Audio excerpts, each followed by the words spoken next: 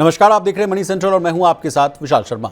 केंद्र सरकार के 1.1 करोड़ से अधिक कर्मचारियों और पेंशनर्स को 8वें वेतन आयोग की रिपोर्ट का बेसब्री से इंतजार है। कमीशन के मेंबर्स आजकल विभिन्न स्टेक होल्डर्स से बातचीत भी कर रहे हैं, लेकिन 8वें वेतन आयोग के अमल होने में अगर देरी हुई तो सरकारी कर्मचारियों को लाखों का नुकसान हो सकता है। अब क्या है पूरी खबर, 8वें वेतन आयोग पर क्या है लेटेस्ट अपडेट, जानने और समझने की पूरी कोशिश करेंगे। पूरी चर्चा में शामिल होने के लिए हमारे साथ मौजूद है प्रवीण शर्मा सर। सर, आपका मनी सेंट्रल में बहुत स्वागत है। धन्यवाद विशाल। तो आज के शो में सबसे पहले 8वें वेतन आयोग को लेकर आई जो लेटेस्ट अपडेट है उसको करेंगे डिकोड। इसके बाद आरबीआई के बड़े कदम को समझने की कोशिश करेंगे। देखिए, खबरें आ रही हैं कि आरबीआई प्लास्टिक के नोट बाजार में उतार सकता है। आरबीआई के इस कदम को भी समझने की कोशिश करेंगे और अंतिम में चर्चा करेंगे भारतीय टेलीकॉम कंपनियों के बीच छिड़े नए जंग। तो चलिए बिना देर किए फटाफट करते हैं मनी सेंट्रल की शुरुआत। सर, जैसा कि मैंने अपने शुरुआती संबोधन में कहा कि लाखों करोड़ों कर्मचारियों को 8वें वेतन आयोग का बेसब्री से इंतजार है, लेकिन एक जो टाइमलाइन बॉस है, जो कहा जा रहा है कि अगर 7वें वेतन आयोग की अवधि की बात की जाए तो वो या तो दिसंबर 2025 में खत्म हो गई। कहा जा रहा है कि 1 जनवरी 2026 से नया आयोग की जो बातें होंगी वो अमल हो सकती है। रिपोर्ट देने के लिए 18 महीने का समय मांगा गया है। कहा गया है कि रिपोर्ट लगभग अगर इसी कैलकुलेशन के आधार पर देखा जाए सर तो मार्च 2027 के आसपास आएगी। फिर उसके बाद कहा जा रहा है कि कैबिनेट की मंजूरी वाला जो मामला फंसेगा तो उसमें 3-4 महीने कब जाएंगे। तो कहा जा रहा है कि ये गाड़ी कहीं ना कहीं जाकर एंड लेगी अगस्त 2027 में। तो ऐसे मूड माहौल में जब कहा जा रहा है कि 1 जनवरी 2026 से लेकर अगस्त 2027 तक क्या लॉस हो सकता है कर्मचारियों को, बहुत ही आसान भाषा में आप समझाइए। नहीं, देखिए विशाल, 2-3 चीज़ें हैं इसमें। एक तो चूँकि पूरी टाइमलाइन को ही देख लें, अगर अप्रैल में भी सिफारिशें आ गई अप्रैल 2027 में, तब भी इसमें अच्छा खासा वक्त सरकार ले सकती है इन सिफारिशों को मंजूर करने में या एक आध बार इनका मॉडिफिकेशन कराने में, जो संशोधन करा कर लेकर आने में। तो मुझे लगता है कि अगस्त से और आगे भी पूरा मामला खिंच सकता है। एक तो बात ये कि देरी हो सकती है, जो हम लोग जिस बात को कई बार डिस्कस किया है कि जिस तरह के हालात हैं उसमें क्या इस तरह का सरकार फैसला कर सकती है कि इसको कुछ वक्त के लिए डिले किया जाए। अब जो दूसरी बड़ी बात सामने आ रही है वो ये आ रही कि इस पूरे ड्यूरेशन में 1 जनवरी 2026 से लेकर अगस्त तक का भी अगर आप टाइम मान लीजिए 2027 तक का, इस पूरे ड्यूरेशन का जो एरियर मिलेगा वहाँ कर्मचारियों को लाखों रुपए का नुकसान हो सकता है, एक एक कर्मचारी को।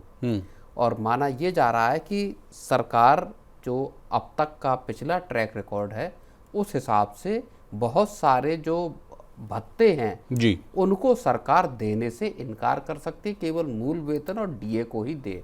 ओके। तो किन किन भत्तों पर मार पड़ सकती है, जैसा कि प्रवीण सर ने कहा है, तो वो हम संभावित प्रस्तावित जो भत्ते हैं उनको समझ लेते हैं। सर, एक तो कहा जा रहा है एचआरए, यानी जिसको कि हम लोग समझते हैं हाउस रेंट अलाउंस के नाम से। दूसरा ट्रांसपोर्ट अलाउंस, यूनिफॉर्म अलाउंस और चिल्ड्रन एजुकेशन अलाउंस। क्या इन्हीं भत्तों पर मार पड़ेगी बॉस? बिल्कुल।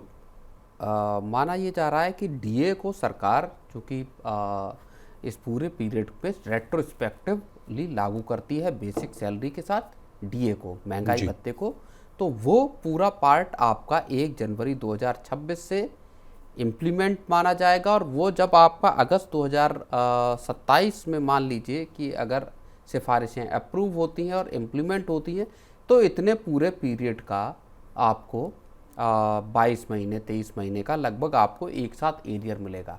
लेकिन ये जो एचआरए हैं, ट्रांसपोर्ट अलाउंस है या बच्चों की पढ़ाई के भत्ते हैं, इन सबको सरकार इसके साथ क्लब नहीं करेगी। और ये भत्ते एक्चुअल जो डेट है, यानी मान लीजिए अगस्त में लागू होते तो वहाँ से इनकी गणना शुरू होगी, वहाँ से दिए जाएंगे। तो सीधे तौर पर ये जो डिले है आयोग का एक तरह से गठन के बाद 1 जनवरी से देने का मामला, वहाँ से लेकर और वास्तविकता में लागू होने तक का जितना वक्त होगा उतने वक्त के एचआरए और ये तमाम भत्ते सरकार की तरफ से रोके जा सकते हैं और वो एक बड़ा नुकसान कर्मचारियों को हो सकता है। तो सर, वो नुकसान अगर टू बी वेरी प्रिसाइज अगर जानना चाहें तो क्या हज़ारों में होगा या लाखों में होगा नुकसान? माना ये जा रहा है कि जो बड़े कर्मचारी हैं, जो बड़े अफसर हैं, लाखों रुपए का नुकसान यहाँ पर उनको होता हुआ दिखाई दे सकता है। चलिए प्रवीण सर, आपके संबोधन में मैंने एक बात सुनी और समझी। आप कह रहे हैं कि विशाल अगस्त 2027 तक ही नहीं, उसके बाद भी आगे भी जो गाड़ी बढ़ सकती है, उसके पीछे कौन कौन से फैक्टर्स काम करेंगे? आप क्यों कह रहे हैं कि अगस्त तक भी बात नहीं बनती हुई दिखेगी? क्या फैक्टर्स होगा? नहीं, देखिए, मुझे लगता है कि सरकार की जो फिस्कल पोजीशन है वो वैसे जो ज़्यादातर जो इकोनॉमिस्ट हैं, आरबीआई है, तमाम उनका मानना ये है, सरकार भी कहती है कि साहब इकोनॉमी रेजिलिएंट है, मजबूती से टिकी हुई है, लेकिन हालात जो हैं वो ख़राब हैं वाकई। और हर फ्रंट पे इन्फ्लेशन से लेकर और सरकार का जो खर्च है, जैसे कई बार मैंने कहा कि जो फर्टिलाइजर का जो बजट है वो लगातार बिगड़ता हुआ दिखाई दे रहा है सरकार का जी। 1,70,000 करोड़ रुपए से 3 लाख करोड़ को पार करता हुआ दिखाई दे रहा है सरकार का ये बजट। तो इस तरह के जो खर्चे हैं सरकार के ऊपर, या आप अगर देख लीजिए फिस्कल डेफिसिट का आंकड़ा, वहाँ पर भी सरकार हो सकता है कि अपना जो टारगेट है उसको मीट न कर पाए। 4.6 था ना सर? बिल्कुल। तो ये जो स्थितियां हैं, ऊंची महंगाई हो गई, ग्रोथ का कम होना हो गया, आरबीआई और बाकी के जो एजेंसीज हैं वो 6% के आसपास महंगाई जो ग्रोथ रेट है उसको लेकर आ रहे हैं।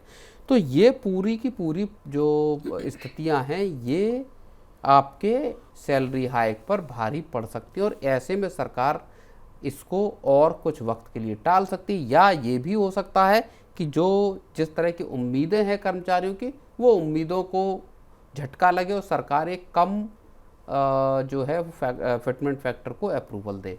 प्रवीण सर, आपसे समझना चाहेंगे या आपका ध्यान जो है मैं उस समय खींचना चाहूँगा कि जब ये पहली बार आरोप लगा था कि सरकार देखिए 8वें वेतन आयोग को एज अ चुनावी टूल इस्तेमाल कर रही है। दिल्ली में जब चुनाव था तब की बात आपको पता है, बिहार में इलेक्शंस हुआ तब क्या हुआ ये भी आपको पता है। उसके बाद कहा जा रहा है, तो मैं आपसे समझ पा रहा हूँ आपके संबोधन में आपने कहा कि 27 तक आगे भी बात बढ़ जाएगी विशाल, तो 28 तो पहुँच ही जाएगा, मान लीजिए लेट लतीफ़ी करते करते, तो 29 में लोकसभा का चुनाव है। तो क्या ये आरोप लगाना सही नहीं होगा कि सरकार फिर समझेगी कि चलिए भाई लोकसभा चुनाव के पहले ही हम बड़ा घोषणा करें? 29 तक गाड़ी फंसेगी या नहीं, ये मेरा सवाल है। नहीं, मुझे लगता है कि 29 तक गाड़ी नहीं फंसेगी। इतना लंबा गैप सरकार नहीं करेगी कि 1 जनवरी 2026 से, या नवंबर 2025 में सरकार ने गठन किया 8th पे कमीशन का, और नवंबर 2025 से सरकार, देखिए चुनाव होंगे अप्रैल मई में जाकर, अप्रैल मई 2029 में, तो सरकार इतना लंबा वक्त नहीं लेगी कि वो दिसंबर 2028 या मान लीजिए उसके आसपास इसको इम्प्लीमेंट करे, क्योंकि सरकार के खजाने पर भी उतना ही बोझ बढ़ता जाएगा, सारी चीज़ें कंपाउंड होती जाएंगी। तो मुझे लगता नहीं है कि इतना लंबा खिंचेगा, लेकिन हाँ 1-2 महीने का यहाँ पर आगे बढ़ता हुआ जा सकता है। हो सकता है अगस्त की जगह सितंबर अक्टूबर, या जो है हो सकता है दिवाली के आसपास आए, या हो सकता है साल के अंत तक भी आए। चलिए, तो मतलब मोटा मोटी समझें कि 26 वाला जो फ़ायदा है वो 28 में मिलेगा। हाँ, ऐसा हो सकता है। चलिए सर, आगे बढ़ते हैं। डिजिटल इंडिया के दौर में अब देश की करेंसी भी जो है बड़े बदलाव की ओर बढ़ रही है। जल्द ही आपके हाथों में कागज नहीं बल्कि प्लास्टिक से बने नए नोट नजर आ सकते हैं। आरबीआई जो है पॉलीमर यानी प्लास्टिक बेस्ड नोटों को लेकर गंभीर मंथन कर रहा है। बढ़ती प्रिंटिंग कॉस्ट, तेजी से खराब होते नोट और नकली करेंसी की चुनौती के बीच आरबीआई ऐसे नोट लाने पर विचार कर रहा है जो ज़्यादा टिकाऊ, सुरक्षित और लंबे समय तक चलने वाले। अगर ये योजना आगे बढ़ती है तो भारत की करेंसी सिस्टम में की सबसे बड़े जो है बदलाव में से एक साबित हो सकता है। प्रवीण सर, सबसे पहले आपसे समझने की कोशिश करेंगे कि मेरे लिए भी बड़ा नया टर्म है सर, क्या पॉलीमर नोट क्या होता है, किन किन देशों में इसका इस्तेमाल होता है, आपसे समझने की कोशिश करेंगे। नहीं, लगभग दुनिया के देखिए 60 देशों में ये प्लास्टिक का करेंसी कह लीजिए या पॉलीमर नोट कह लीजिए, ये इस्तेमाल होते हैं। प्लास्टिक जैसा नोट होता है और बहुत कम मोटाई का नोट होता है। कागज़ वाला जो नोट है तकरीबन उसकी मोटाई का उससे बल्कि थोड़ा कम विड्थ का ये थिकनेस वाला नोट होता है। दुनिया के कई देशों में चूँकि पहले से चल रहा है, भारत सरकार ने भी इसको 2012 के आसपास इस पूरे प्रोजेक्ट को लाने की कोशिश की थी जी। छोटे डिनोमिनेशन के नोटों को प्लास्टिक फॉर्म में जी। लेकिन फिर ये योजना परवान नहीं चढ़ पाई, इम्प्लीमेंट नहीं हो पाई।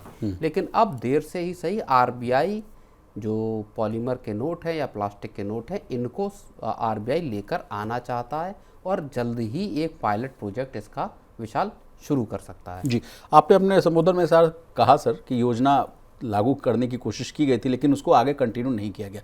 उस समय क्यों नहीं कंटिन्यू किया गया और क्या फैक्टर्स थे?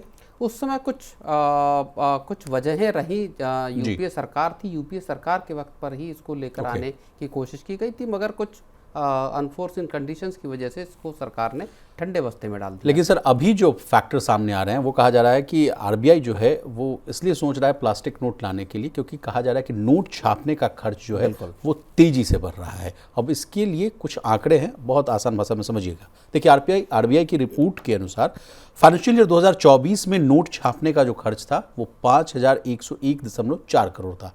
फाइनेंशियल ईयर 25 में ये बढ़कर जो है सीधे 6,372.8 करोड़ हो गया, यानी एक साल में ही जो है खर्च आगे बढ़ता हुआ जा रहा है। अब आप समझिए दूसरा फैक्टर सर कि पुराने और गंदे नोटों की भी जो है समस्या वो बढ़ रही है। 2025 में करीब जो है 23.8 अरब जो है गंदे और ख़राब नोट जो है सिस्टम से हटाए गए। ये पिछले साल के मुकाबले प्रवीण सर 12.3% ज़्यादा है। और सबसे ज़्यादा ख़राब होने वाले जो नोटों की मैं बात कर रहा हूँ तो उसमें 500 रुपये का नोट और 100 रुपये का नोट है। सर कुछ ऐड करेंगे, डेटा को कैसे देखा जाए? नहीं, बिल्कुल, ये एक बड़ा मसला है जहाँ पे कि नोट एक तो ख़राब हो रहे हैं। आपने बताया कि 23 अरब से ज़्यादा नोट जो है वो यहाँ पर साल दर साल आधार पर ख़राब होते हैं। इससे पहले 21 अरब के आसपास ख़राब नोट थे और वो एक साल में ही बढ़कर 23 अरब पर पहुँच गए। 12-13% का यहाँ पे हाइक आया।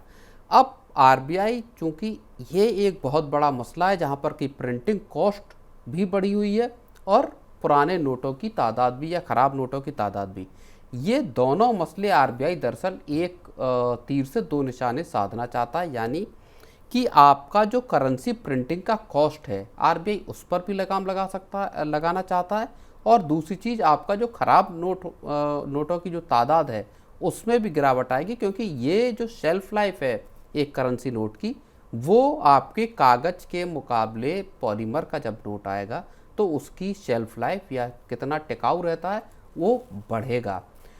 अब जो कॉस्ट की बात है, थोड़ी सी कॉस्ट बढ़ेगी ज़रूर विशाल इसमें जो पॉलीमर वाला नोट है, लेकिन चूंकि नोट अगर टिकाऊ रहेगा, ज़्यादा वक्त चलेगा, तो ईयर ऑन ईयर आधार पर अगर आप देखेंगे तो आरबीआई को इस कॉस्ट को जो है वो कवर करने में मदद मिलेगी। तो ये एक बहुत बड़ा यहाँ पर फैक्टर यहाँ पर दिखाई दे रहा है। चलिए सर, अब करेंसी की बात हो रही है तो इस पिक्चर में एटीएम को लाना बड़ा ज़रूरी हो जाता है। सर एक दौर था जब नोटबंदी के दौरान हम लोगों ने देखा था 8 नवंबर 2016, अगर मुझे सही डेट याद आ रहा है, उस समय एक बात आई थी कि चलिए ठीक है आप नोट तो बदल रहे हैं लेकिन एटीएम रिकैलिब्रेशन वाला मामला सामने आया था। तो क्या मेरा आपसे ये सवाल होगा कि जो पॉलीमर वाला नोट लाएंगे तो उसके लिए नहीं फिर इनको पूरा जो है कॉन्फ़िगरेशन चेंज करना पड़ेगा? नहीं, मुझे नहीं लगता कि इसके लिए पूरा का पूरा एटीएम्स का कॉन्फ़िगरेशन चेंज करना पड़ेगा। ये इजी टू आपका डिस्पेंस होंगे, एटीएम से निकाले जाने योग्य होंगे। और ये भी एक बहुत बड़ा फैक्टर है कि एटीएम से आपको आसानी से ये नोट डिस्पेंस सरकार कर सकती है। चलिए सर, एक बड़ा प्रैक्टिकल सवाल मैंने आपसे पूछना चाहूँगा। रोज़ प्रतिदिन हम लोग कहानियाँ देखते हैं, हर महीने एक खबर आती है कि यूपीआई में रिकॉर्ड बना है। मतलब भारत देश जो है इतना यूपीआई यूज़ कर रहा है कि प्रति महीने का कहा जाता है कि ज़बरदस्त रिकॉर्ड बनता हुआ दिख रहा है। सर डिजिटल युग में यूपीआई के दौर में कि कैश का चलन क्या फिर से बढ़ता हुआ दिख रहा है क्या? बिल्कुल, कैश का चलन भी बढ़ता हुआ दिखाई दे रहा है और ये भी एक फैक्टर है जिस वजह से आरबीआई अब सोच रहा है कि पॉलीमर के नोट लाए जाएं। और अगर जिसको टेक्निकल टर्म में बोला जाए तो वो करेंसी इन सर्कुलेशन जिसे कहा जाता है, CIC। अगर आप इसको देखेंगे इसी 15 मई का अगर आप आंकड़ा देखेंगे तो 42,86,000 करोड़ रुपए के करेंसी नोट जो है वो जो करेंसी नोट कह लीजिए, करेंसी इन सर्कुलेशन कह लीजिए, वो मार्केट में था। 11.5% का इसमें इजाफा हुआ। लगभग मतलब 1.5 महीने के पीरियड में ही 1,15,000 करोड़ रुपए का करेंसी इन सर्कुलेशन जो है वो बढ़ा है। बड़ी वजह ये हो सकती है कि यूपीआई के साथ साथ कारोबार और निजी इस्तेमाल में लोग करेंसी का इस्तेमाल कर रहे हैं। इकॉनमी जिस तरह से इकॉनमी का साइज बड़ा हो रहा है उस हिसाब से करेंसी इन सर्कुलेशन में भी इजाफा होता हुआ विशाल। लेकिन प्रवीण सर, मैंने एक रिपोर्ट जो पढ़ी थी उसमें कहा गया कि जिस तरह से अभी जो ग्लोबल अनसर्टेनिटीज़ है, मूड माहौल बड़े ख़राब है, तो लोग डर कर भी जो है, लोगों को लग रहा है कि क्या होने वाला नहीं हो रहा है। मतलब अनसर्टेनिटीज इतनी बढ़ी हुई है कि लोग कैश होल्ड भी कर रहे हैं, तो इस बात में भी सच्चाई है बस? हो सकता है कि एक सर्टेन जो तबका है वो इस तरह से कुछ कैश को अपने पास रख रहे हो कि कल को ज़रूरत पड़े तो आपके पास कैश मौजूद हो। लेकिन मुझे लगता है कि ज़्यादा बड़ा व्यापक जो वजह है वो ये है कि इकॉनमी का जिस तरह से साइज़ बड़ा हो रहा है, लोग जिस तरह से स्पेंड कर रहे हैं, जाहिर तौर पर एक बहुत बड़ा हिस्सा यूपीआई के जरिए या कार्ड्स के जरिए इस्तेमाल हो रहा है, लेकिन करेंसी इन सर्कुलेशन भी उसी हिसाब से यहाँ पे बढ़ रहा है। और आरबीआई को भी ये लगता है कि चूंकि करेंसी इन सर्कुलेशन में इजाफा हो रहा है, इसका मतलब अब जो नोट छापे जाएं वो इस तरह के हों कि जो ज़्यादा वक्त तक चल सकें। जाते जाते आपकी मुंह से मैं सुनना चाहता हूँ, आपकी मुंह जबानी, कि पॉलीमर नोट्स के फ़ायदे और नुकसान क्या हैं सर? अगर एक दो पॉइंट बता दें तो लोगों को समझ में आ जाए। नहीं, देखिए, फ़ायदे तो जाहिर तौर पर शेल्फ लाइफ अच्छी है, मतलब ड्यूरेबिलिटी इसकी बड़ी है। ड्यूरेबिलिटी अच्छी है, ज़्यादा वक्त तक चलेंगे, आप आसानी से अपने पॉकेट में रख सकते हैं। इनफैक्ट हम जब देख रहे थे कि फ़ोल्ड भी अगर इसे किया जाए तो फ़ोल्ड करने पर भी जिस तरह से भारत में लोग रखते हैं, आमतौर पर फ़ोल्ड करके नोट रखते हैं, उस स्थिति में भी नोट के ख़राब होने की जो है वो गुंजाइश विशाल कम है यहाँ पे। चलिए सर आगे बढ़ते हैं। भारत की बड़ी टेलीकॉम कंपनियों के बीच एक बार फिर जो है मुकाबला तेज होता हुआ दिख रहा है। इस बार लड़ाई जो है टैरिफ या रिचार्ज प्लान की नहीं है, बल्कि किसे बेहतर इंटरनेट स्पीड और नेटवर्क क्वालिटी मिलेगी इस मुद्दे पर है। देखिए, वोडाफोन आइडिया ने हाल ही में भारतीय एयरटेल की नई प्रायोरिटी पोस्टपेड सर्विसेज पर जो है निशाना साधा है। वीआई का कहना है कि इंटरनेट सभी ग्राहकों को बराबर मिलना चाहिए, किसी को ज़्यादा और किसी को कम नहीं। सर, ये नया रार जो है ये कैसा छिड़ चुका है और सर क्या मतलब हमला है? नहीं, देखिए, एयरटेल ने जिस तरह से अपनी एक नई प्रायोरिटी पोस्टपेड की सर्विस लॉन्च की, उसको लेकर जो बवाल खड़ा हुआ, उसमें वोडाफोन आइडिया दरअसल जो है वो बड़ा गेन लेने की कोशिश में दिखाई दे रही है, एक बड़ा फ़ायदा उठा लेना चाहती है। और इसी वजह से एक नया कैंपेन वोडाफोन आइडिया ने शुरू किया, जिसमें नारा कह लीजिए, जिसका स्लोगन है कि ना किसी को कम ना किसी को ज़्यादा, सबको इक्वल नेटवर्क का वादा। तो सबको बराबर से नेटवर्क मिलेगा। इस तरह का जो नेटवर्क की स्लाइसिंग है या 5G की स्लाइसिंग है वो यहाँ पर नहीं करेंगे। सीधे तौर पर मार्केट पर नज़र है कि एयरटेल से कंज्यूमर अगर छिटकते हैं इस वजह को लेके, तो आपका एक ऑप्शन इस तरह का दिखाई दे कि हाँ भाई, वोडाफोन आइडिया इस तरह की कंपनी है जो कि आपको बराबर नेटवर्क या बराबर इंटरनेट देगी, चाहे आप पोस्टपेड के कस्टमर हो चाहे आप प्रीपेड के हो कस्टमर। कोई आपको प्रायोरिटी सर्विस किसी को नहीं है, सबको एक जैसा नेटवर्क दिया जाएगा।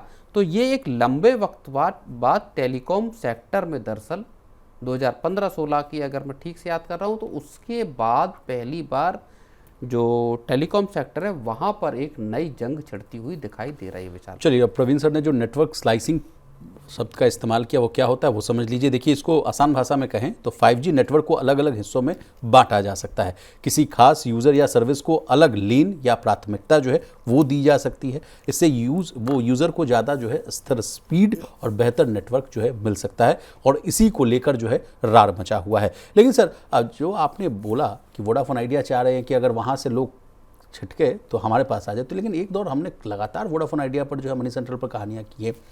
आप कहते थे कि जो है व्यूअर कह रहा हूँ, कस्टमर रिटेंशन है ये बड़ा वीक था वीआई को लेकर। क्या इन्होंने बहुत चीज़ें दुरुस्त कर ली? नहीं, बिल्कुल, बहुत बड़े पैमाने पर बदलाव हुए।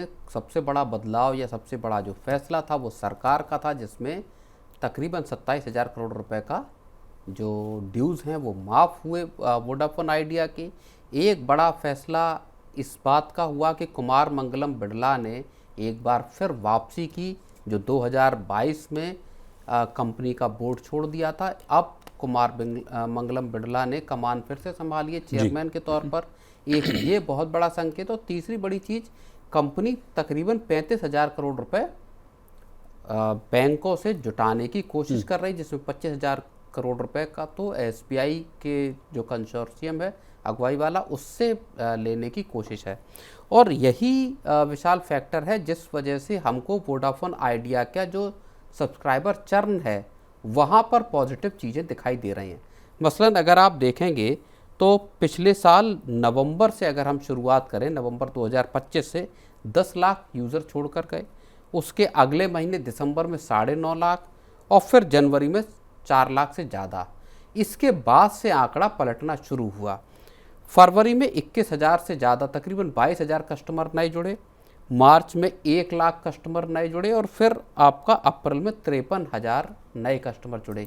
तो लगातार 3 महीने से वोडाफोन के कस्टमर्स जो है वो नए सब्सक्राइबर एडिशन है। और अब वोडाफोन आइडिया इस जो नया एक ट्रेंड शुरू हुआ है या जो एक पॉजिटिव चीज़ें आनी शुरू हुई हैं, उस पर पीछे हटना नहीं चाहती। चलिए, आपने वीआई की बात की है सर, तो मेरे पास भी कुछ डेटा है। देखिए, वीआई ने सर देश भर में 2,20,000 से अधिक नए टावर्स भी जोड़े हैं ताकि जो है कनेक्टिविटी का दायरा हर कोने तक पहुंच सके।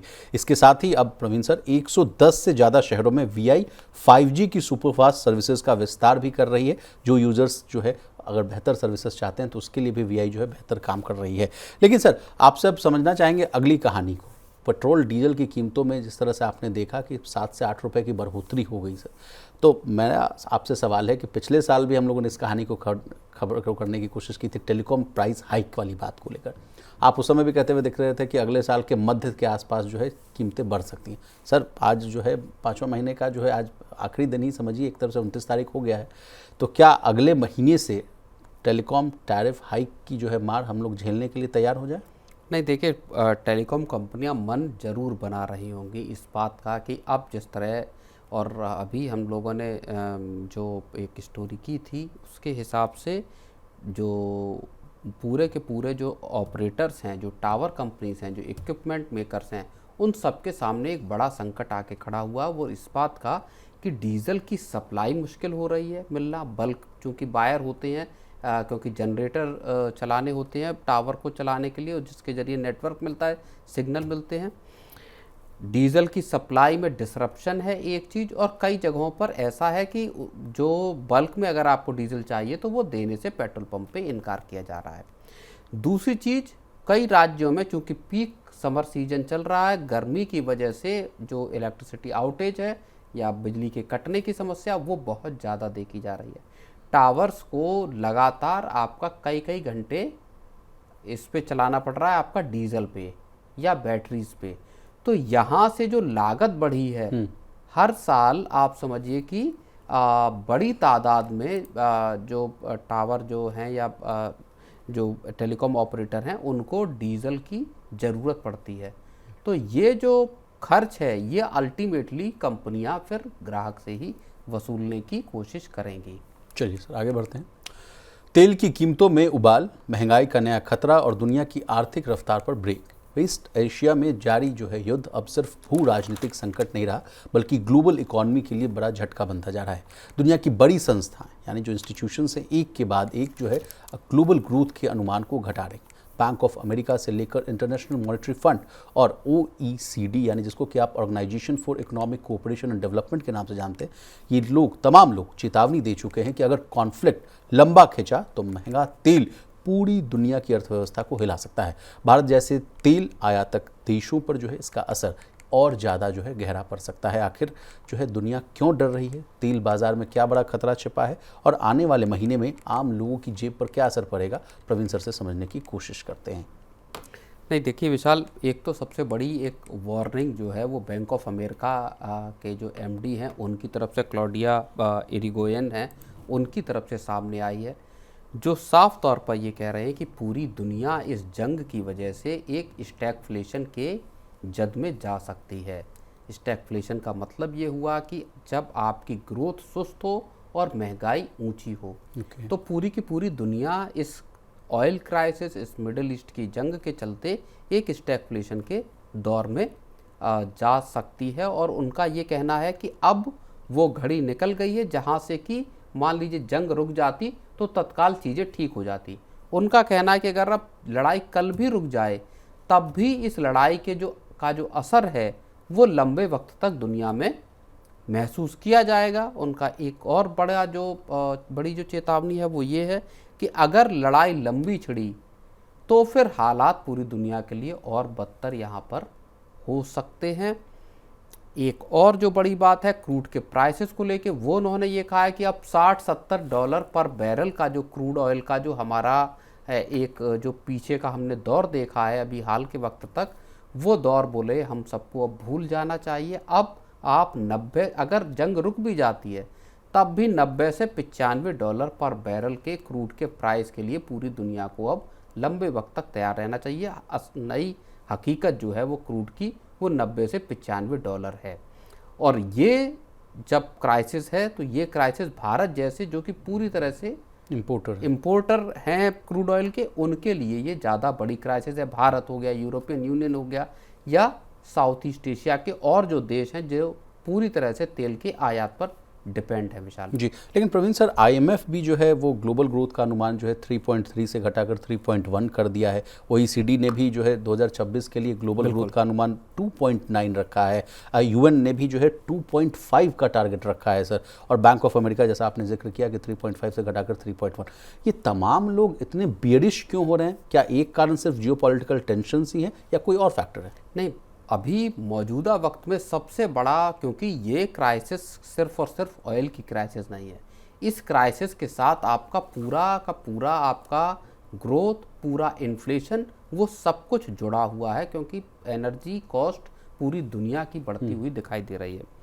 अमेरिका को ही अगर आप लीजिए तो जो अप्रैल में आपका इन्फ्लेशन जो यूएस का है वो 3.8% पर पहुंच गया, जो कि आपका 3 साल का हाई है।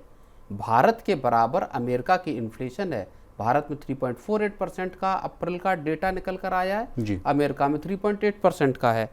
जीडीपी को अगर आप देखेंगे तो यूएस में भी फर्स्ट क्वार्टर जो जनवरी से मार्च का है, वहाँ पे जीडीपी का पहला जो एस्टीमेट था वो 2% का था, उसको घटाकर 1.6% कर दिया गया है।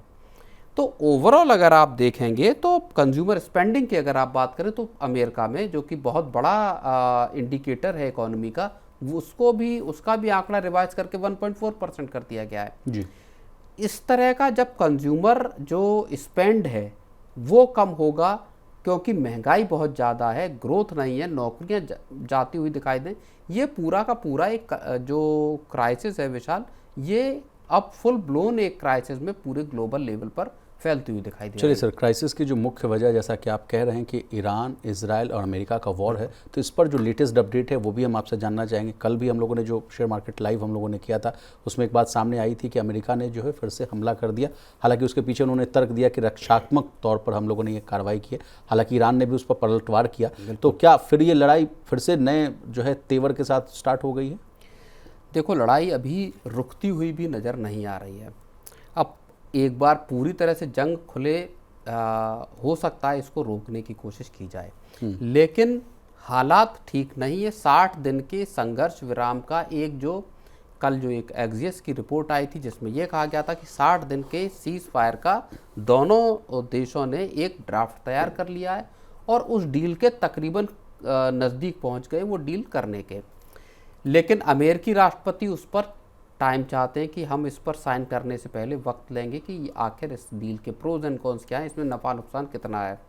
इसलिए वहाँ पर वो डील अटकी है। और उसी बीच में जब इज़राइल के बुशहर में हमला हुआ, फिर इज़राइल कह रहा हूँ, माफ़ कीजिए, ईरान के बुशहर में हमला हुआ और फिर ईरान ने पलटवार किया दूसरी जगहों पर, तो वहाँ से फिर से मामला अब गर्माता हुआ दिखाई दे रहा है।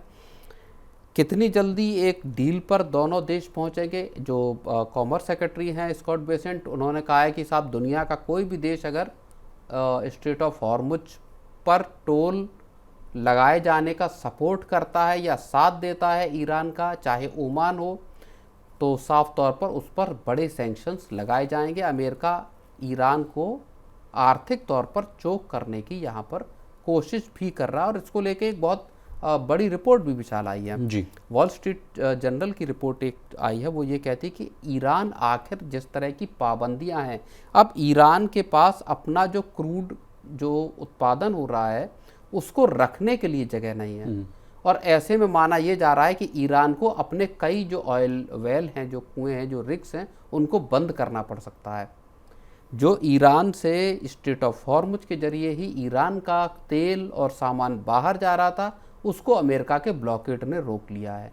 तो ईरान की इकोनॉमी अब मुश्किल दौर में आ गई, जहाँ पे ईरान भी इस बात को मेजर कर रहा है कि कितनी देर तक वो इस अब लड़ाई में टिक सकता है या कब उसको इस डील को स्वीकार कर लेना तो सर चाहिए। क्या चीन मदद नहीं कर रहा है क्या? चीन की पहले तो ईरान साहब कह रहे थे कि भाई अब चाइना की जो करेंसी है युआन, उसी में हम डील करेंगे, तो क्या ये नहीं खरीद रहे हैं क्या? नहीं, लेकिन ये हो तब भी सकता है खप नहीं कि पा रहा है। कितना, हाँ, कितना ऑयल ईरान से चीन जा पा रहा होगा, क्योंकि संभवतः जो एक ट्रेन के जरिए जाने का रास्ता है उसके जरिए कितना आप तेल भेज पाएंगे, क्योंकि अधिकतर जो सप्लाई है ऑयल की वो स्ट्रेट ऑफ हॉर्मुज के जरिए ही है। चलिए सर, अब इस कहानी में आ रहा है crude oil. Sir crude oil को लेकर अब भारतीय परिप्रेक्ष्य में क्या स्थितियां बदलेंगी वो भी समझ लेते हैं। सर क्रूड ऑयल को लेकर भी कई रिपोर्ट्स हैं, कहा जा रहा है कि अगर $100 प्रति बैरल के ऊपर रहेगा तो उससे कहीं ना कहीं सबसे ज़्यादा चोट जो है रुपए को पड़ेगा।